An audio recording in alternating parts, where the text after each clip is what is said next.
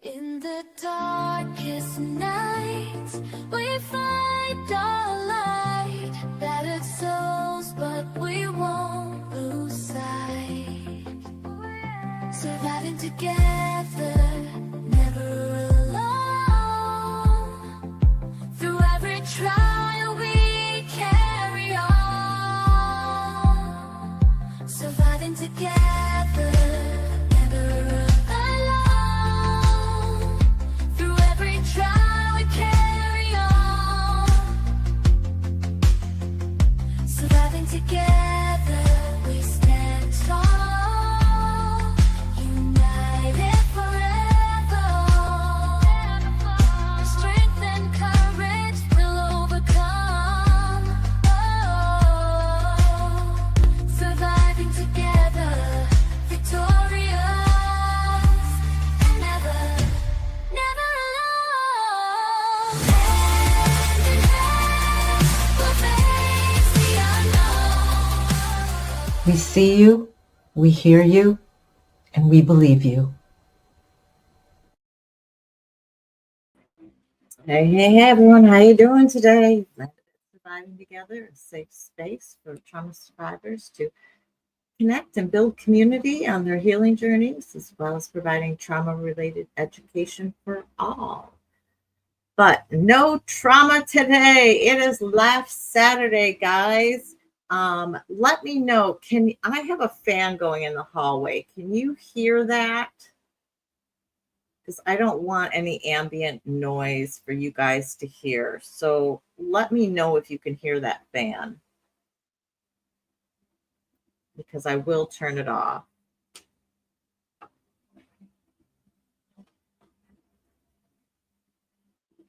Can't hear the fan?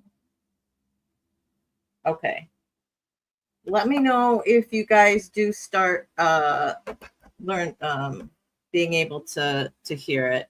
It is like 95 here today, and it's pretty miserable. Fan sounds good. Okay, perfect. Yeah, I did have another migraine this morning, but I'm thinking I'm part of it's the weather here. Part of it is I think if I have any sugar like too late at night, and by like too late at night, I mean like after midnight, I think it's really messing with my head. I'm kind of, we'll see if I eat sugar after midnight and there's no storm system, and if I still have a migraine, then I'm like, pretty sure there's a connection there. But it's not good for me to eat sugar after midnight anyway, so I should just not do it, right? So we're gonna try and do that. Cheese has been working hard on his company. They were gonna try to put a thing out yesterday, which I honestly don't know if they did or not. I haven't checked the website yet. So Penn says I get them with solar activity. It's so odd. Wow. I mean, I'm not surprised. We're so sensitive to so many things, but I think you're probably the first one that I have heard about solar activity. But I have heard people being sensitive to solar activity. Let's do, I'm really trying to stop with the ums, guys. I swear, it's like a comma in my vocabulary.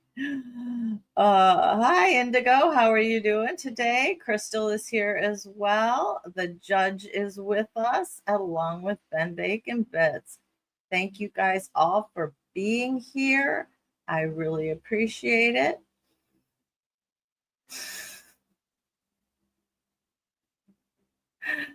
The judge says the only fans I hear are the ones screaming for me when I walk downtown. Well, that is awesome. I am glad you have your own fan club. So today, I'm going to share with you a little guilty pleasure that I have fallen into the void of. It is the world of AI generated stories. Now, I will say, I don't know how much of this is input from the author and how much of it is actually created by the AI. My guess is after falling down this particular rabbit hole for quite a long period of time, that somebody started something somewhere, but a lot of it kind of just gets reused. And so you might have a vaguely different storyline, but you know, the core parts are still there. Um, so this particular, I've got 3 videos to share with you. Just a short piece from 2 of them, because again, the storylines are fairly similar. And the other one, I'm going to share with you a larger chunk, simply because, you know, I'll kind of stop it at a point, but you tell me, of everything we talk about here on our trauma channel, right? What does this remind you of? I guarantee you, you guys are going to, some of you guys are going to start getting it. So I have sped it up just a little bit, only 1.25, because one, I think you guys might fall asleep because they talk about this. If it's too fast, let me know. But yeah, when I have the headaches, I don't want to read, but there's only so much sleeping you can do. So listening to stories is kind of the next best thing. And, I will eventually end up falling asleep. So I don't want it to be like a book that I actually want to be invested in or anything. So these, they can kind of go by. If I listen to 3/4 of it, oh, well, I know the ending anyway. So let's see what we got. The first one, and it was just in the middle before we hit time to get these videos up. So I've got the share links up. I just kind of need to put their names across it. So let me see which one of these I'm going to do first, I think. Okay, so these are about aliens. Okay, so they're about aliens and humans. And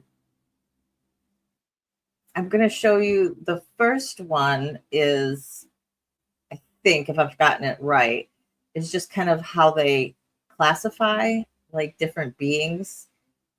And you'll find different ones that have classified them different or whatnot, but it's their humor that they use in regards to it that I found it funny. Hopefully you guys as well. Otherwise, this is just going to, fall flat on its face as an episode, but we'll see how it goes. So let me present my screen and make sure I get the right one.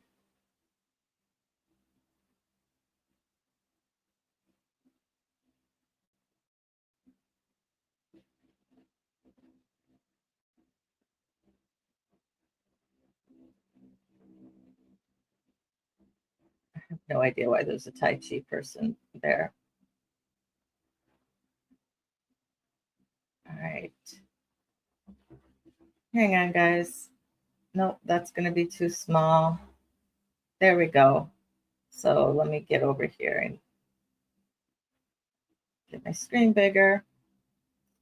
And hopefully you can hear this okay. The Cytherian hegemony prided itself on solving problems with the same methodical precision they applied to grooming their ceremonial tentacles.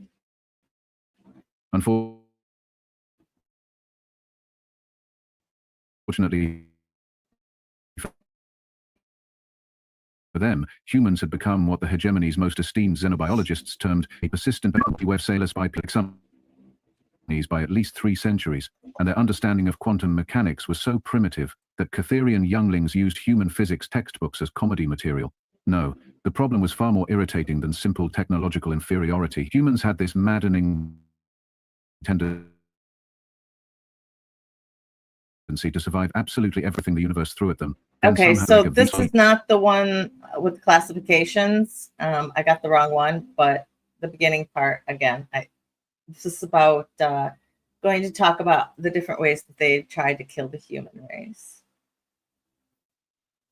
Had tried biological warfare first, naturally. They'd engineered 17 different plagues, each one guaranteed to wipe out human populations within standard rotations. The humans had responded by developing immunity so fast that some colonies actually started hosting plague parties, where they deliberately exposed themselves to build resistance. One particularly insufferable human settlement had even sent the hegemony a thank you note, claiming the engineered viruses had helped them develop superior medical technology. The audacity was breathtaking. So does anybody, I'm not going to interrupt most of these, but does anybody remember chickenpox parties? Was anybody part of those? Did anybody ever go? I did not. I don't think my brother was either.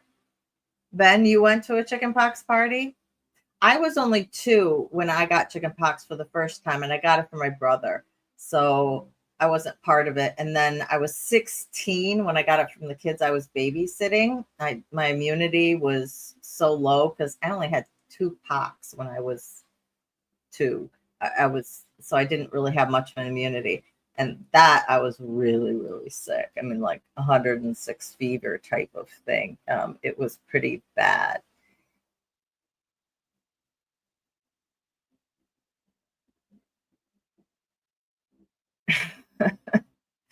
You're supposed to go see Mr. Rogers live? Oh, no, you didn't get to see him? Oh, it was before your time. Really, Indigo? I wonder when the last ones were that people got them. I know, like, my brother was born in 69, and I was born in 72. My brother has a polio shot, and I do not. So I know at some point and then during there they stopped that. But anyway, back to our aliens. Military action had proven equally futile. The hegemony's finest war fleets, armed with planet crackers and reality-bending weaponry, had achieved impressive tactical victories against human colonies. The problem was that for every settlement they eliminated, 3 more sprouted up somewhere else, usually in locations so absurdly hostile that no sane giant atmospheres, asteroid belts, and the polar ice caps of tidally locked worlds. Some had even established thriving communities inside active volcanoes, apparently for the geothermal energy benefits. Economic warfare had seemed promising for about half a cycle, until the humans did something typically infuriating. They'd simply ignored galactic currency entirely and reverted to barter systems that somehow worked better than the hegemony's carefully regulated markets. Human colonies trading homemade alcohol for mining equipment had outperformed civilizations with millennia of economic sophistication. It was enough to give a Catherian administrator a stress-induced molting episode. The final straw had come when a human exploration vessel had accidentally discovered a hegemony research station conducting classified experiments on temporal manipulation. Instead of reporting the breach to galactic authorities or attempting to steal the technology, the humans had left a pot of something called coffee, with a note suggesting the researchers try it during their long shifts. 3 Kytherian scientists had subsequently abandoned their posts to open a beverage stand on a nearby trading station, claiming the human brew had given them a new perspective on existence. Dr. Vexai Mortillion, director of xenobiological solutions for the hegemony's Department of Pest Control, had been staring at reports of human resilience for the better part of a cycle.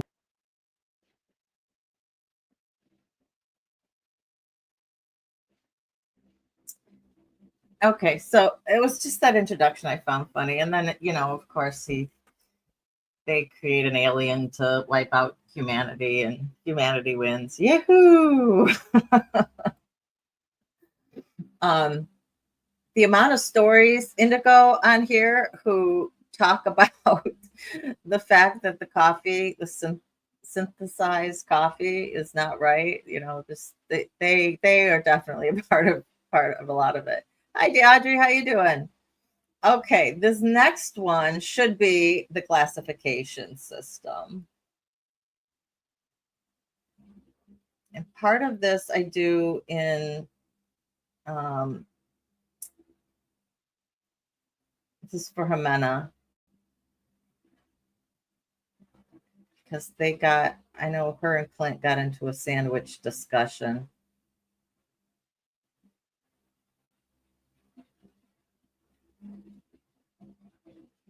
The galactic convergence had always prided itself on organization. After all, when you're managing the political, economic, and social interactions of 407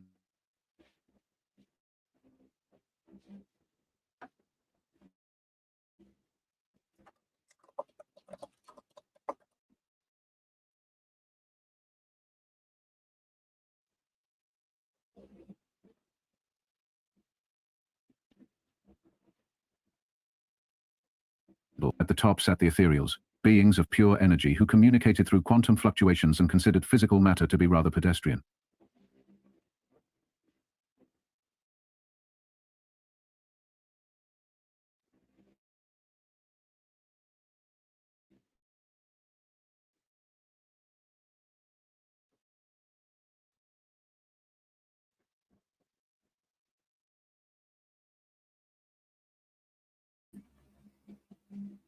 You can't hear anything was done. Okay, I'll slow it down to, I'll replay it. So since it was spinning for most of the time, and I'll slow it down and we'll see if that fixes the issue.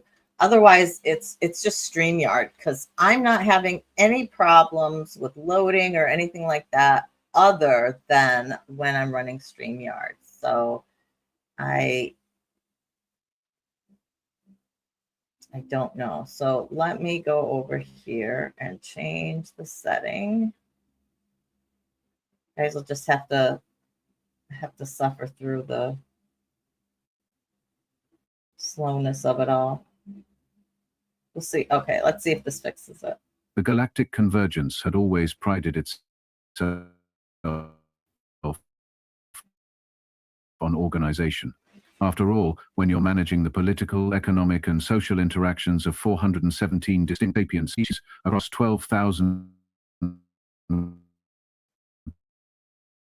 colonized systems, a little cosmic rock pacers of agency's finest minds, the natural originated, ranked every known species from 1 to 9, based on a complex algorithm that factored in everything from technological advancement to territorial expansion, from individual combat prowess to collective decision-making efficiency. It was, the convergence assured everyone, completely objective and scientifically sound. The fact that the species who designed the system happened to occupy tiers 1 through 3 was purely coincidental. At the top sat the ethereals, beings of pure energy who communicated through quantum fluctuations and consistency at the subatomic level made everyone else nervous. The crystalline hive minds claimed Tier 2 through sheer computational power and their unsettling habit of solving problems by literally thinking them to death.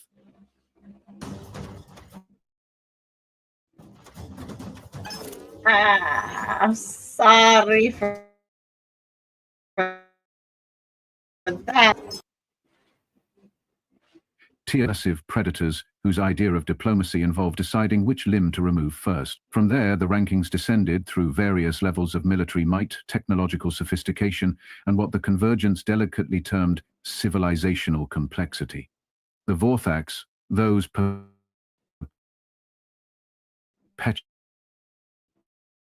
militaristic reptilians who organized their entire society around the concept of hierarchy, Tier 5, with their planet-sized computers and their endearing belief that every problem could be solved with sufficient data analysis. And then there were the humans. Humanity had been classified as Tier 7 upon first contact, filing neatly between the gossamer traders, Tier 6, notable for their ability to exist in 11 dimensions simultaneously but only on Tuesdays, and the Mektar Scavenger Collectives, Tier 8, whose greatest achievement was developing 47 different ways to prepare recycled Starship hull plating.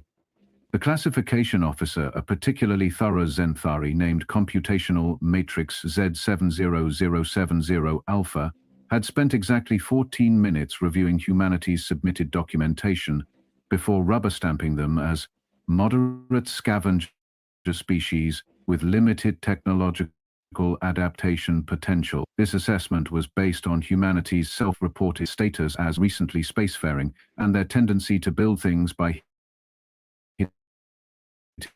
hitting them with hammers until they worked. The human's own ambassador, a cheerfully unremarkable individual named Director Williams, had somehow managed to engineer Kurgan's FTL technology in 18 months using nothing but salvage debris and what they called aggressive trial and error, was noted in the file as typical scavenger resourcefulness. What the file failed to mention was that this same 18-month period had also seen humanity establish group species who had been warring for centuries, negotiate territorial disputes that had baffled diplomats for generations, and accidentally solve 3 separate galactic energy crises by suggesting that everyone just try turning it off and on again. But the convergence was nothing if not committed to its filing system, and Tier 7's reign. The sprawling commercial station that served as the Convergence's primary economic nerve center was so meticulously organized. Each section was clearly designated for specific tier levels, with appropriate security measures and access restrictions. The ethereal chambers existed in 17 dimensions simultaneously and could only be reached by thinking very hard about the concept of Tuesday. The crystalline districts hummed with the constant background noise of a Okay, so that was just the beginning. Actually, that one didn't mention the sandwiches. But yeah, the turn it on again, off again, off again, on again was definitely.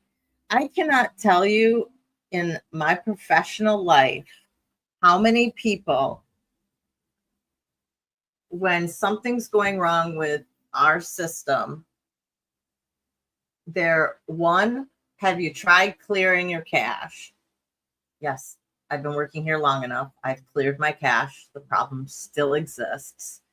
Then number 2, have you tried closing your browser, counting to 30, and then reopening your browser? Yes, I've tried that. Again, I've worked here for 9 years doing that. Thank you. Still not working. And then it's, have you turned your computer off and waited 30 seconds and turned it back on? If none of that works, then you call IT, because as soon as you call IT or as soon as you send that email to IT, everything's working fine. 100% of the time. It was the same as if, we'd have an issue in the office and we'd contact the secretary about something. And as soon as I'd be like, Cheryl, problem solved 100% of the time. Hey, Shell, how you doing? How you doing? Deaudrey, the actual storyline didn't matter. I was just playing that particular piece for the classification system and how they described everybody and then how they described humans. I just thought it was kind of, interesting. I love the ones where they've also been describing humans as ability to fix anything by hitting it really hard. Ben says calling it childish insults. Absolutely. And if duct tape can't fix it, then, if you can't hold it together by duct tape, then you have no chance. So,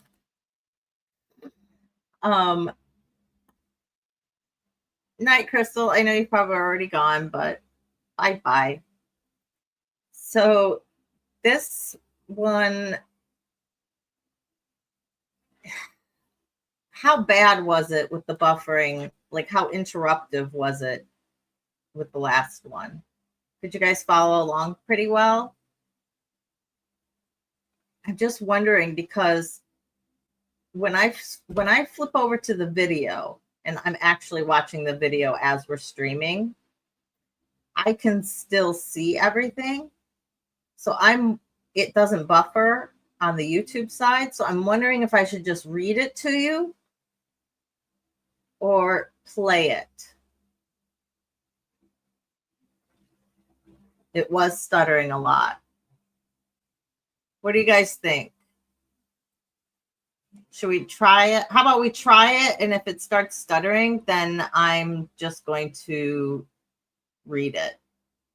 I'll just remove it from the screen and I'll just read it to you guys.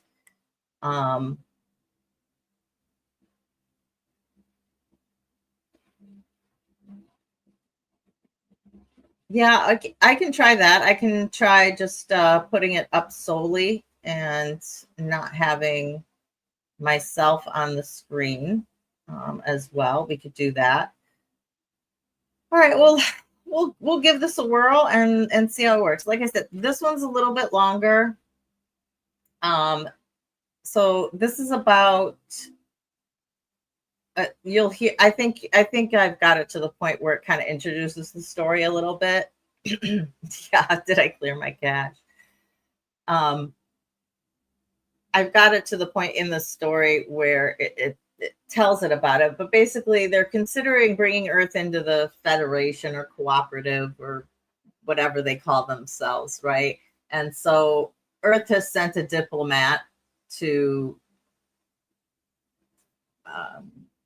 the council for them to decide and interview and kind of see, should Earth be allowed on a probationary status or should they be allowed in?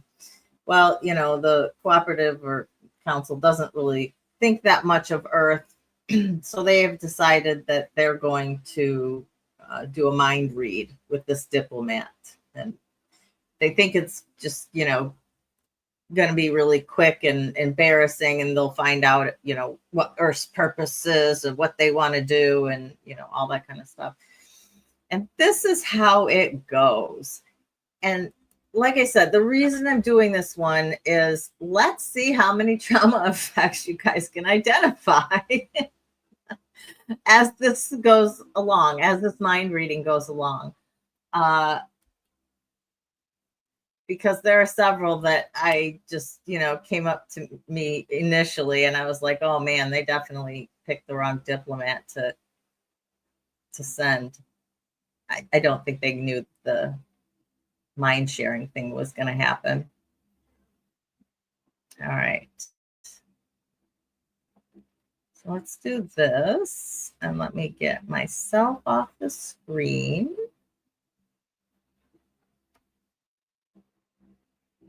And margin this. And I think we'll be ready to go. And we'll see how it does. And if it doesn't do well, then I'll just read the rest. Earth had finally.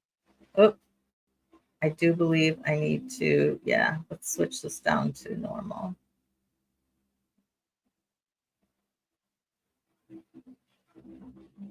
Just to today's entertainment, Earth had finally managed to crawl out of its technological diapers long enough to send their first official diplomatic mission to the stars. The Council, being the welcoming bunch they were, had decided that the best way to greet humanity was to immediately test their mental defenses. Nothing says friendly first contact. Jake Martinez, a guy who looked like he had been specifically designed to be as aggressively average as possible. Medium height, medium build, the kind of face you would forget 5 seconds after meeting him at a grocery store.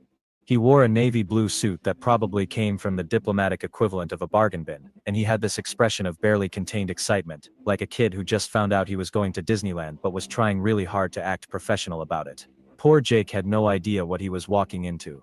The council chambers were buzzing with the kind of anticipation you usually see right before publicly humiliated television. Figured out how to leave their own planet without exploding. Vexthera placed one of her 4 hands on Jake's shoulder with all the ceremony of someone checking their mail. She closed her glowing eyes, activated her telepathic abilities, and prepared to dive into what she expected would be a refreshingly simple mind. You know, basic thoughts about food, reproduction, maybe some primitive territorial instincts. The mental equivalent of a children's picture book. What she got instead was like trying to drink from a fire hose, filled with caffeinated chaos. The first thing that hit her was Jake's immediate panic about whether he had remembered to turn off his hotel room's air conditioning before leaving for the meeting. This was immediately followed by a detailed mental review of his breakfast choices, a lingering anxiety about whether his tie was straight, and a sudden realization that he had absolutely no idea how to pronounce half the alien names he was supposed to be memorizing. But wait, there was more. So much more. Jake's mind was simultaneously running a complex analysis of the political implications of this first contact scenario, while also wondering if the weird blue alien in the corner was judging his posture.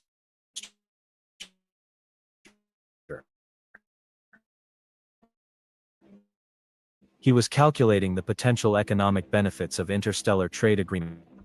I think so. I'm just going to read it.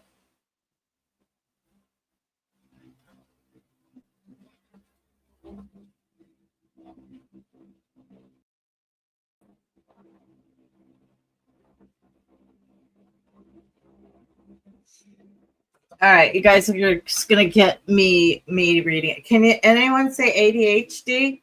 I think Jake's a little ADHD. He gets worse.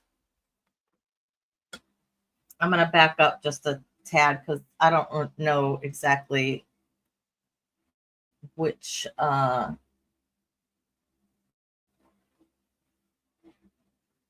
don't know where we were in it.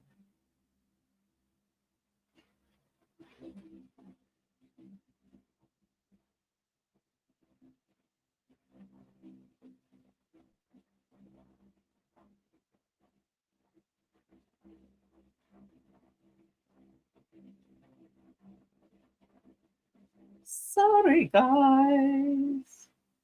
I was really hoping that we weren't going to have these technical difficulties today.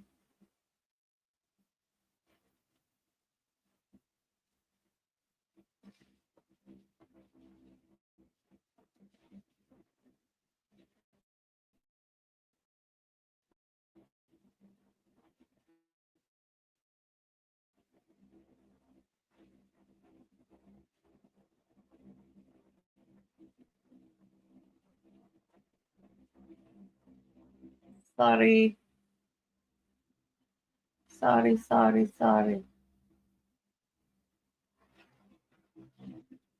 Okay. I think we're good to go. I have to say, 9 times out of 10 with these, whatever they choose to put on screen, like, doesn't even match what's going on in the story. Particularly, they'll be like, a girl was this or whatever, and it's a guy that they're talking about as the protagonist in the story. Doesn't make any sense. So I am not the best at reading aloud. I'm a really fast reader and I can comprehend, but I'm not always the best reading out loud. I've definitely gotten better at it. So we're going to see how this goes. And again, if if it fails, then we know we're never going to do this again. So we're going to go back to our probably tried and true stupid criminals, or maybe I'll find some other jokes. Should we do an entire show on dad jokes? Would people find that funny? Maybe that's what you should answer in the comments. I'll remind you at the end. So there's an idea for August last Saturday.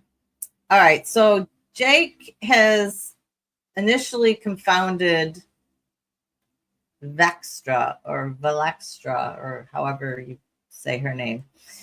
And there's a lot more going on in his mind, and this is what she finds.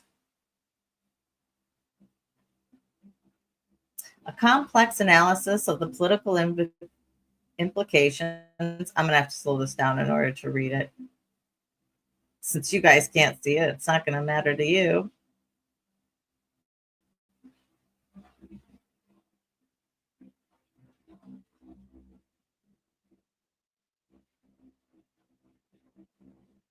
complex analysis of the political implications of this first contact scenario, while also wondering if the weird blue alien in the corner was judging his posture. He was calculating the potential economic benefits of interstellar trade agreements while questioning whether his deodorant was still working after the stress of the morning. And somehow, through all this mental noise, Jake was maintaining a perfectly pleasant conversation with the council members about Earth's weather patterns. His mouth was saying things like, yes, our seasonal variations create diverse agriculture opportunities, while his brain was screaming, did I remember to pay my parking meter? What if I get a ticket? What if they tow my car? Do I even need my car anymore if I'm going to be doing space diplomacy? Vextera tried to focus to find the main thread of his consciousness, but it was like trying to follow a single conversation at a party where everyone was talking at maximum volume about completely different topics.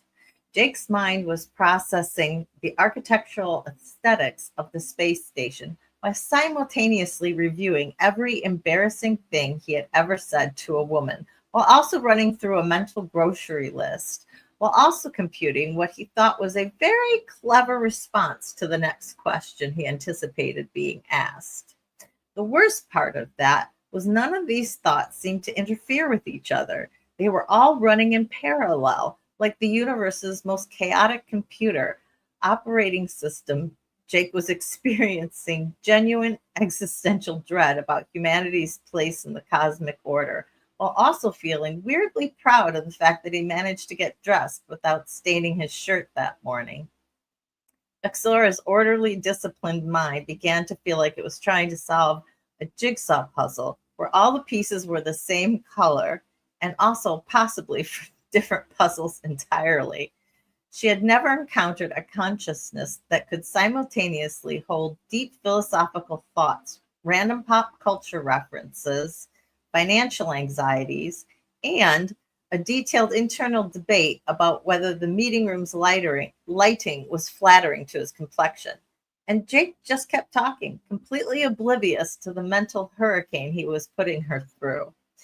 That's when things got really interesting. See, Vextera made the critical mistake of trying to dig deeper into his thinking. She could find some kind of organizational system in Jake's mind, some kind of filing system, maybe a nice orderly hierarchy, or things arranged by importance or relevance. Instead, she stumbled face first into Jake's memory of last weekend when he had attempted to assemble a bookshelf from IKEA. Now, for those of you who haven't experienced the unique psychological torture that is Swedish furniture assembly, imagine trying to solve a three-dimensional puzzle designed by someone who clearly has a grudge against the concept of logical instruction.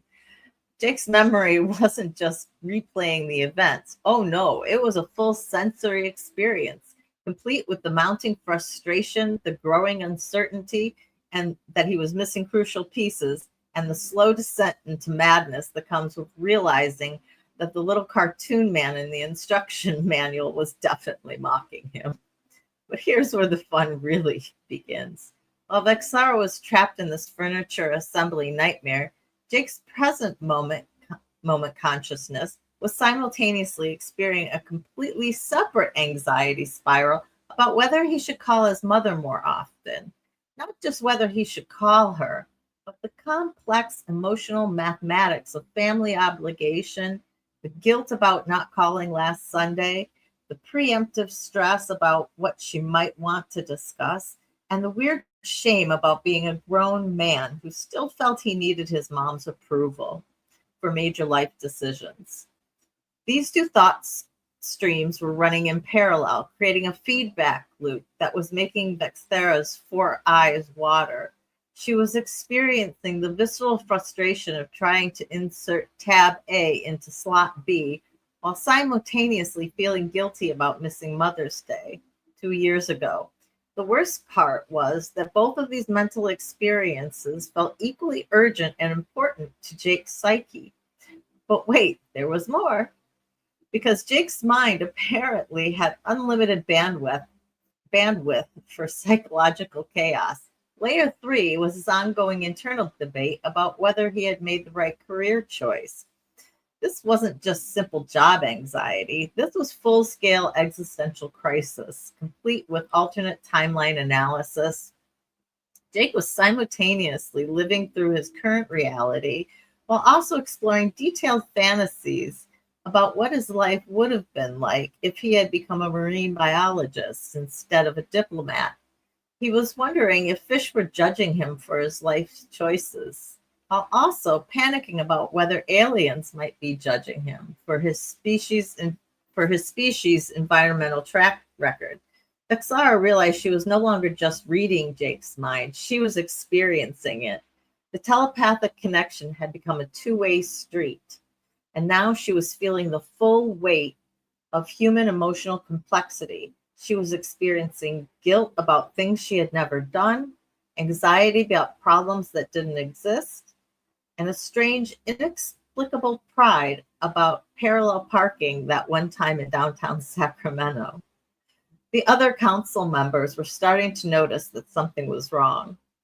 Vexara's usual serene expression had been replaced by a look of growing horror, like someone who had just realized that they were trapped in an elevator with a broken speaker system, playing elevator music on an infinite loop. She tried to pull back to break the connection, but Jake's mind was like mental quicksand. The harder she struggled to escape, the deeper she sank into the beautiful, chaotic mess that was human consciousness. And that's when Vextera discovered the truly terrifying things about human minds. They don't actually know what they're thinking most of the time, but somehow they still manage to function like a competent civilization. Jake was having a complete mental breakdown about whether cereal counted as a soup. Not just a passing thought, mind you. This was a full philosophical investigation involving the definition of soup, the role of temperature in food classification, the cultural implications of breakfast categorization, and whether detailed analysis of whether the spoon to liquid ratio was the determining factor in culinary taxonomy. And while this earth-shattering cereal debate was raging in one corner of his mind, another part was simultaneously developing what he considered to be a brilliant strategy for humanity's defense against potential alien invasion. Not that he thought the current aliens were hostile, but better safe than sorry was his plan. His plan involved a complex combination of guerrilla warfare tactics, psychological operations, and something he kept referring to as the element of surprise through sheer unpredictability. The really disturbing part was that both of these thought processes seemed equally important to him. The cereal question and humanity's survival were being given the same mental resources, and emotional investment in Vextera's orderly alien consciousness was trying to process this contradiction and failing spectacularly. In her species, thoughts were logical, linear, purposeful. You thought about important things with appropriate priority levels. You didn't waste cognitive resources on breakfast philosophy while simultaneously planning interstellar warfare. But Jake's mind was operating on a completely different paradigm. He was capable of holding mutually exclusive ideas without any apparent distress. He could be deeply worried about humanity's future while also being irrationally confident in their abilities. He could feel profoundly grateful for this opportunity to represent his species while also wondering if he was completely unqualified for the job. He could experience crushing self-doubt and unreasonable optimism at exactly the same time. And somehow, out of this mental chaos, he was still managing to give coherent responses to the council's questions. His mouth was saying things like, Earth's technological development has been rapid, but sustainable, while his brain was analyzing whether the weird tentacle aliens' movements reminded him of his high school cafeteria spaghetti. Vextera realized she was witnessing humanity's greatest evolutionary advantage. It wasn't their tool use, their adaptability, or their pack hunting instincts. It was their ability to function normally while experiencing complete cognitive chaos. They had turned mental disorder into a superpower. Other species developed logic, reason, and clear thinking to survive. Humans had apparently decided that sanity was optional, and chaos was a feature, not a bug. They could make critical decisions while their minds simultaneously focused on 17 different problems, 12 random memories, and at least 3 completely hypothetical scenarios. The telepathic feedback was getting stronger. Sarah could feel her own mind starting to fragment as it tried to accommodate Jake's mental architecture. She was beginning to wonder if she had left her meditation crystals charging properly, while also feeling inexplicably anxious about a test she had never taken for a class she had never attended. Jake's consciousness was infectious. It was spreading through the telepathic link like a virus, converting her orderly thoughts into a chaotic symphony of random concerns, forgotten obligations, and philosophical questions about whether hot dogs were technically sandwiches. That's when Jake's mind took a hard left turn into territory that completely broke Vextera. One moment he was mentally reviewing the political ramifications of interstellar trade agreements, and the next moment he was having a full-scale existential crisis about whether his response to "How are you doing?" that morning had been appropriately enthusiastic, not just whether it was polite, but whether the specific tone, timing, and facial expression he had conveyed had the right level of professional friendliness without seeming fake or overeager. He was replaying the entire interaction in slow motion, analyzing every syllable, every micro expression, every possible interpretation of his words. He was wondering if saying, "Good, thanks," about "How about you?" was too generic, or if "Great, thanks for asking" would have been too much, or if he should have added more specific details about why he was doing well, or if asking about their day in return was genuine interest or just social obligation. And this wasn't just a quick moment of social anxiety. This was a comprehensive post-interaction analysis that would have impressed a team of behavioral psychologists. Jake was running through alternate scenarios, calculating probability matrices about how his responses might have been perceived, and how someone feeling simultaneously confident that he had handled it perfectly and absolutely certain that he had made a terrible first impression. Meanwhile, in another part of his brain, he was conducting a serious philosophical investigation into whether the aliens had good snacks. Not just idle curiosity, but a genuine concern about interstellar hospitality standards. He was wondering if offering to share human snacks would be culturally appropriate, whether alien digestive systems could handle Earth food, and whether bringing up snacks during a formal diplomatic meeting would be seen as unprofessional or endearing or endearingly human. Vexera's mind, which had spent centuries functioning like a precision instrument, was now experiencing the full weight of human overthinking.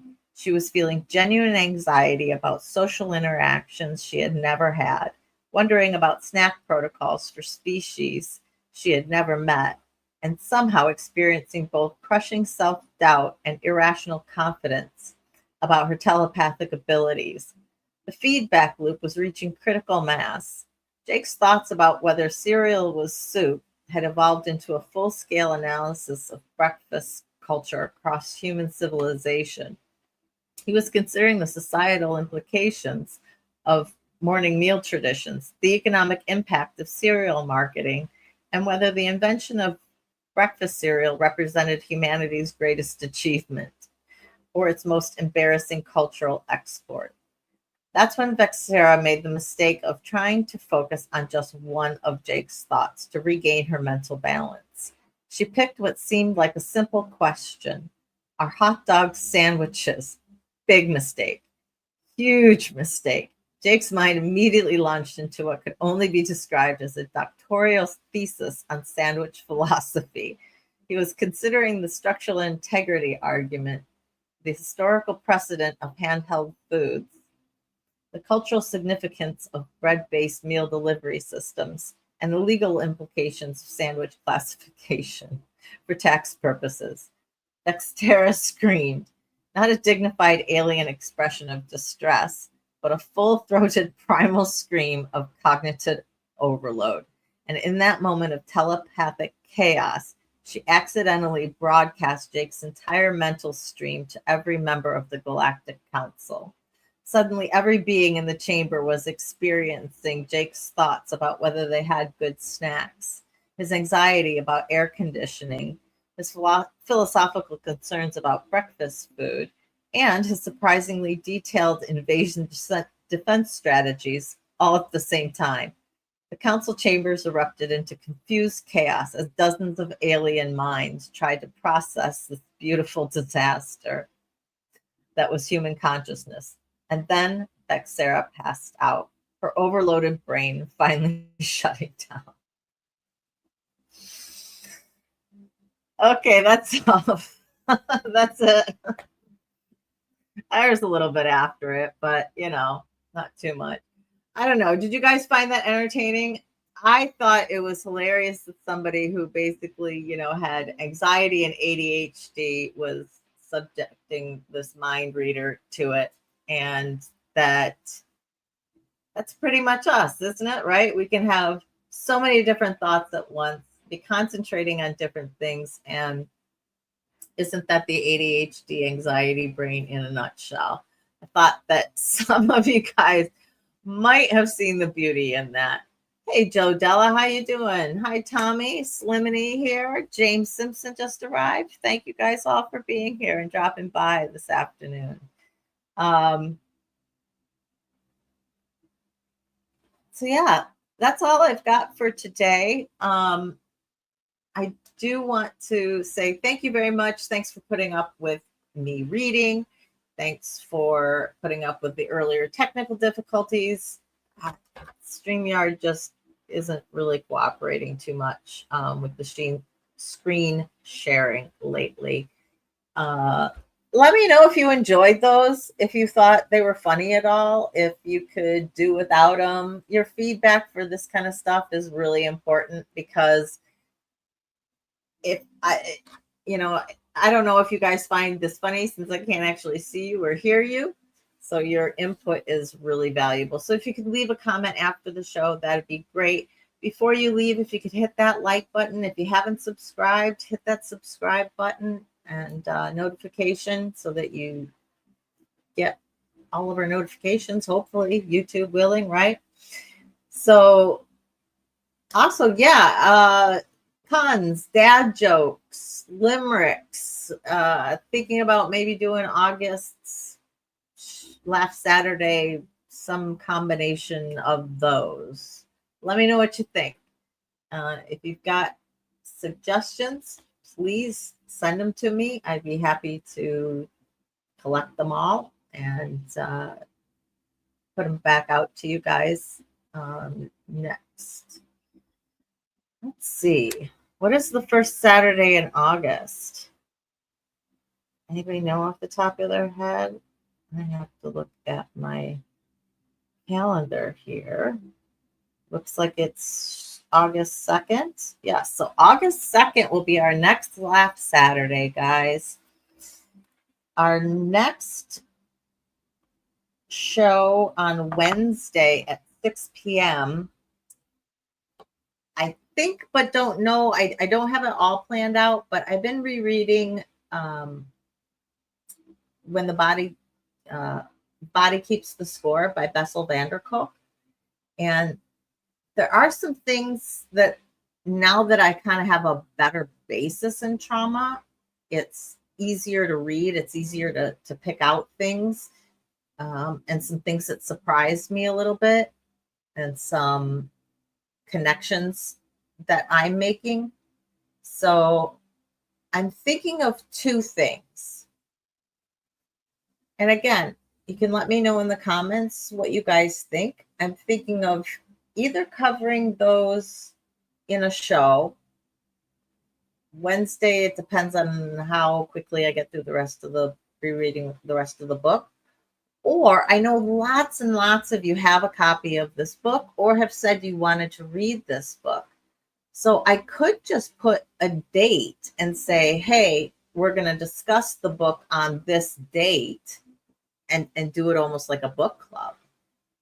So let me know if you're interested in this book, if you have any thoughts or suggestions in regards to, what you might think in regards to that. Hey, Magooch, how you doing? We've got your weather here today. It's like, 95 and 80% humidity.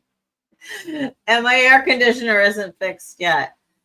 And I've pretty much given up on room ACs. I put water in them and then I put ice cubes in them so that they'll try and be extra cold, at least what they're blowing out.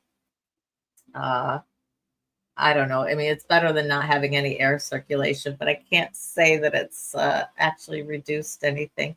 I'm good with heat. I can deal with heat. I can deal with sweat. It's so trite, but it's true. It's the humidity I hate. And I have to get a new bathing suit, so I can't go to the pool. I don't want to go to the pool in like a tank top and shorts, but it's too hot to move. I'd have to go to the store. Such a whiny thing to say. There's just nothing fun about bathing suit shopping, at least that I find. I do want to mention my GoFundMe real quick, and only because I have heard through the grapevine, Crystal Phoenix, if you're watching this, I owe you a phone call. I'm finally feeling better. I do believe she mentioned Indigo. Indigo, if I'm wrong on that, you can correct me. But her and Indigo are planning on doing a GoFundMe live, and as a fundraiser for the GoFundMe. It's doing okay. I'm looking to raise $500 by the end of the month for book fees that are due. Normally, I've been paying those out of pocket for me for the previous months. But with the migraines, my work schedule my hours were dropped to next to nothing. I mean, like 10 to 20 hours a week, which is not quite covering bills. And my son, thankfully, bless his heart, he's picking up, a lot of the slack with my bills. But that extra 500 is just kind of a chunk. So I think I've got this month and next month that of book fees left. So hopefully, like I said, I mean, in general, I'm feeling better. I'm not having migraines every day. Luckily, had one this morning, but it's a Saturday, so that's okay. And Indigo says, yes, we are doing a live stream for the GoFundMe to raise. Great. And I know that is going to be on August 18th, at least is what Crystal has said. I do not believe a time for that has been set yet. I'll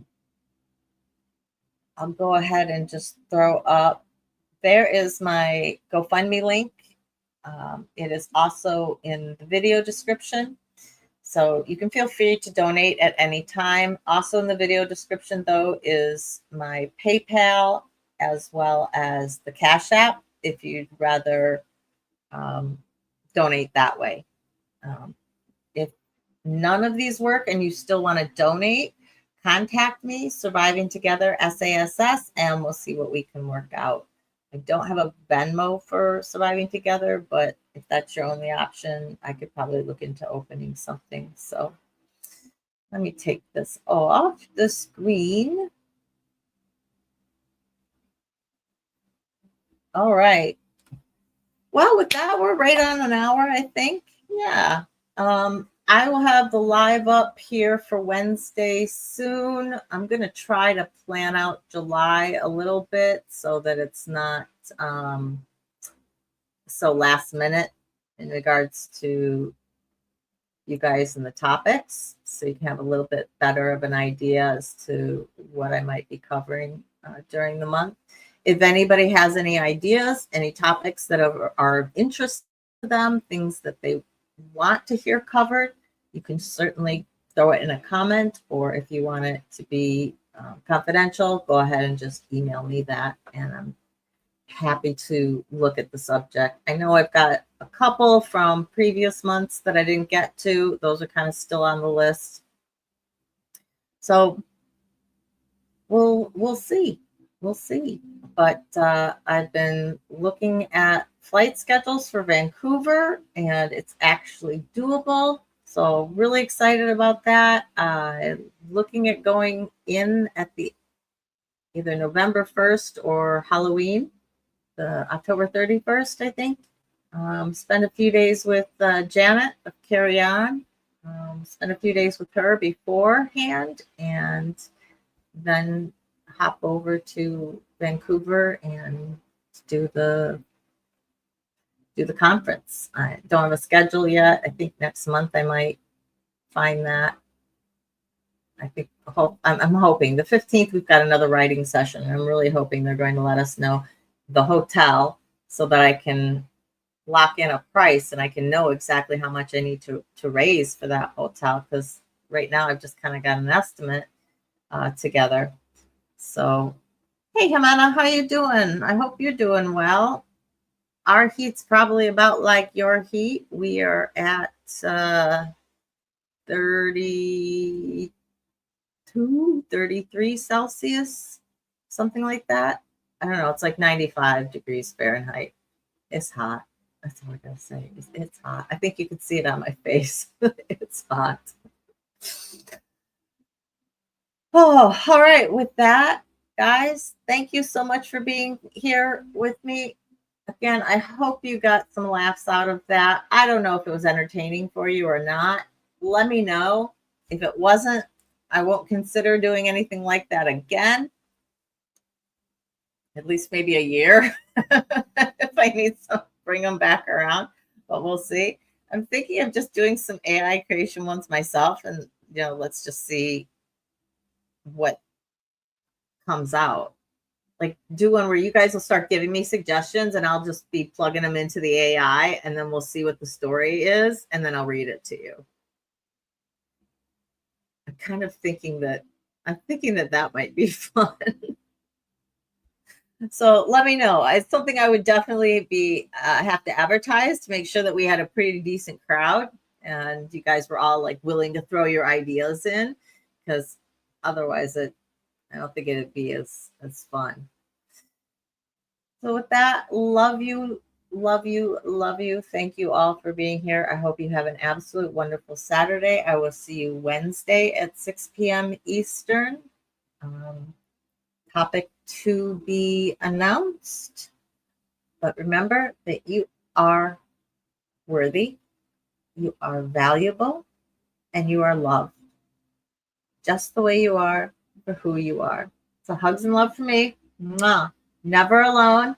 Stick around for our fantastic outro by our very own Jimena. Hey, Tuber Chat. All right.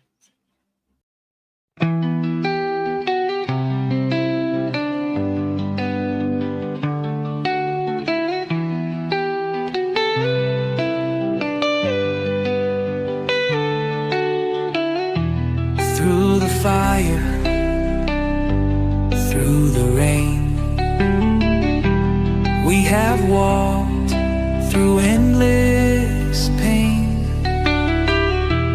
But we stand, we rise again. Stronger now, we break the chain. Surviving together, hearts open wide, lifting each other through every tide.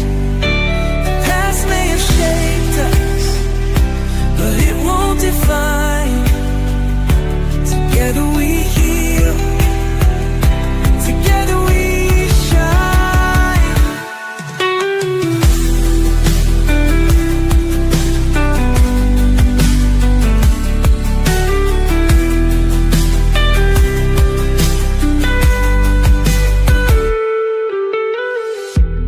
Every tear, every scar, tells the story of who we are. Not just survivors, but warriors too. With love as our armor, we see this through. We see you, we hear you, and we believe in you. Surviving together, hearts open wide, lifting each other through every tide. The past may have shaped us, but it won't define. Together we heal, together we shine.